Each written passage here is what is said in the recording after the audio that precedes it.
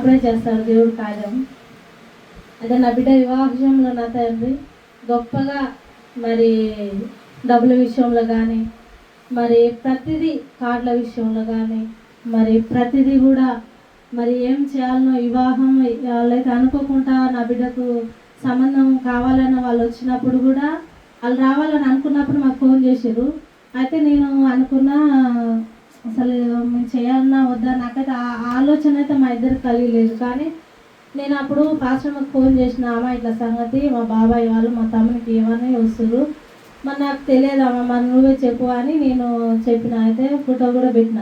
అయితే అన్నది చూసింది ప్రేయర్లో పెడతా నేను అని అన్నది. అయితే సరే అమ్మా అన్న. తర్వాత 2 రోజుల తర్వాత నాకు మళ్ళీ నేను ఫోన్ చేస్తే రేపుకా ఏం కాదు మంచిగా ఉంటారు అని అన్నది. అన్న తర్వాత అది దేవుడు నేను అన్న అది నాకైతే తెలియదమ్మా, అది నీ చిత్తము, నువ్వే ప్రేయర్ చేయి, నాకు తెలియదు, అది దేవుని కార్యము, అది నువ్వు ప్రార్థన చేయాలని నేను వాళ్ళ మీదనే భారం వేసిన. అయినప్పుడు దేవుడు గొప్పగా నా బిడ్డ వివాహ విషయంలో గొప్పగా అది నూతన వస్త్రాలు కొనడానికి వెళ్ళినప్పుడు కార్డుల విషయంలో కానీ డబ్బులు కూడా ఇస్తాను వాళ్ళు ఇవ్వలేదు, ఇయ్యనన్న వాళ్ళు ఇచ్చిర్రు. అది కూడా నేను అనుకున్న ఇది దేవుడు ఎవరితో ఇవ్వాలనో ఎవరు నాకైతే తెలియదని నేను సండే రోజు అమ్మగారి గారి దగ్గరికి వెళ్ళి, అమ్మ ఇట్లా సంగతి డబ్బులు ఇస్తాను వాళ్ళు ఇవ్వలేదు, మరి ఇట్లా సంగతి వాళ్ళు ఏమో చేయాలంటారు అని అడిగినప్పుడు నేను అన్నది, రేపు ఈరోజు కానీ రేపు కానీ నీకు డబ్బులు వస్తాయి అన్నది. ఏదైతే ద్వారా దేవుడు ఏది మాట్లాడిందో ప్రతిదీ నా కుటుంబం విషయంలో ప్రతిదీ దేవుడు కార్యం చేసిండు. డబ్బుల విషయంలో కూడా సమకూర్చుండు.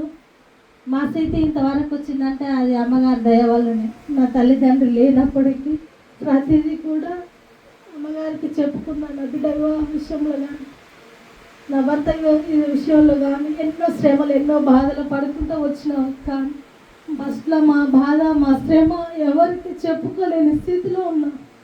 కానీ దేవుడు ఈ స్థితికి తీసుకొచ్చిండు. అది మా గొప్పతనం, మా బద్ధన్యత కాదు, దేవుని కృప, పాస్టర్మ ప్రార్థన వల్లనే. అయిన వారు కూడా దూరం అయినారు, అయినప్పుడు కూడా దేవుడు విడిచిపెట్టలే మమ్మల్ని. ఈ స్థితిలో ఈ విధంగానైతే మమ్మల్ని నిలబెట్టిండు.